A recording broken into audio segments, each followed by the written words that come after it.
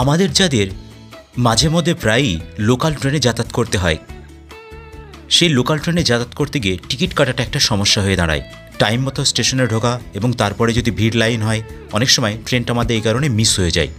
কিন্তু তুমি স্টেশনে ঢোকার আগেই আজকের ভিডিওটিতে আমি তোমাদের এমন একটা অ্যাপসের সন্ধান দেব, যে অ্যাপস থেকে তুমি তোমার মোবাইল থেকে সহজেই নিজের ট্রেনের টিকিটটি কেটে নিতে পারবে। তাহলে চলো বন্ধুরা, শুরু করা যাক।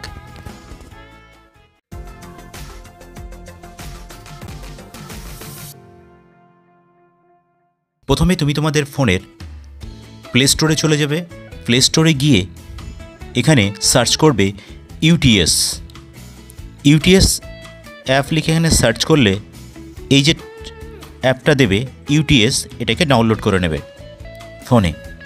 এই অ্যাপটি ডাউনলোড করে নেওয়ার পরে এতে তোমাকে সাইন আপ করতে হবে। অ্যাপটি ডাউনলোড করার পরে রেজিস্ট্রেশন কমপ্লিট করতে হবে। তুমি রেজিস্টার করার পরে এখানে এরকম একটা ইন্টারফেস দেখা যাবে।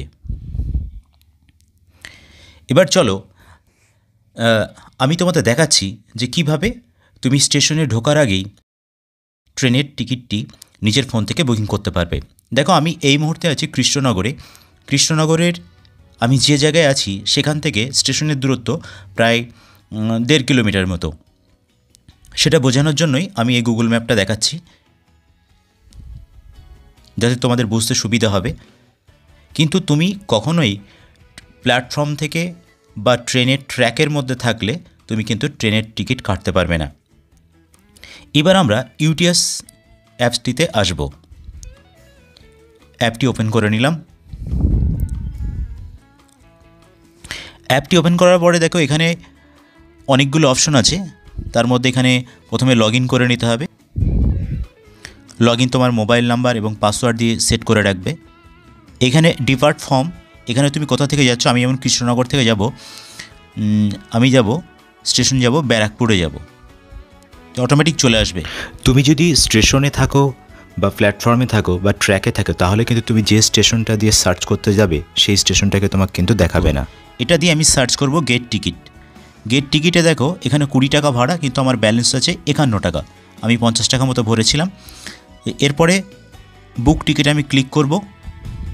তুমি চাইলে কজনে করতে পারো, তুমি চেঞ্জ করতে পারো, 2জন 3 জনের করতে পারো একবারে, সেটা চাইলে এখান থেকে চেঞ্জ করতে হবে। এই দেখো গেট টিকিটে জাস্ট ক্লিক করলেই কিন্তু আমার টিকিট বুকিং হয়ে গেছে, খুব ইজি।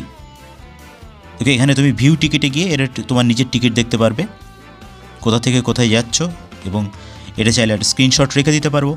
বা তোমার যদি নেটে প্রবলেম হয়, অনেক সময় ট্রেনে জার্নি করতে গিয়ে নেটের প্রবলেম হতে পারে, সেই জন্য স্ক্রিনশট করে নেওয়া যেতে পারে।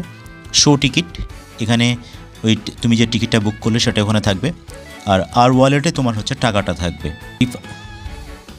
এখানে আমার ব্যালেন্স আর 31 টাকা আছে। 20 টাকা দিয়ে টিকিট কাটলাম একটা। আর এখানে রিচার্জ, ওয়ালেট রিচার্জ করতে পারো চাইলে, অবশ্যই তোমাকে। আর এরা 3% মতো তোমাকে এক্সট্রা টাকা দেবে। তুমি যদি 100 টাকা করো 103 টাকা দেবে। এখানে রিচার্জের অপশনটা হচ্ছে এরকমভাবে আছে, পেটিএম আছে, মোবিকুইক আছে, ফ্রিচার্জ আছে, মেক পেমেন্ট। আমি পেমেন্ট আর করলাম না, আমি জাস্ট এই পর্যন্ত তোমাদের দেখালাম যে কীভাবে তুমি চাইলেই তোমার ওয়ালেটে টাকা রিচার্জ করে রাখতে পারো। রিচার্জ অবশ্যই তোমাকে করে রাখতে হবে, নাহলে তুমি টিকিট বুকিং করতে পারবে না। তাহলে বন্ধুরা, আশা করি তোমরা বুঝতে পেরেছো তোমাদের ফোন থেকে কিভাবে স্টেশনে না ঢুকেই তোমরা ট্রেনের টিকিটটি নিজেদের ফোনে কেটে নিতে পারবে কোনো রকম অসুবিধা ছাড়াই। আজকের ভিডিওটি এই পর্যন্তই। ভিডিওটি ভালো লাগলে লাইক করতে ভুলো না। চ্যানেলে নতুন হয়ে থাকলে অবশ্যই সাবস্ক্রাইব করে রেখো চ্যানেলটিকে। দেখা হচ্ছে নেক্সট কোনো ভিডিওতে।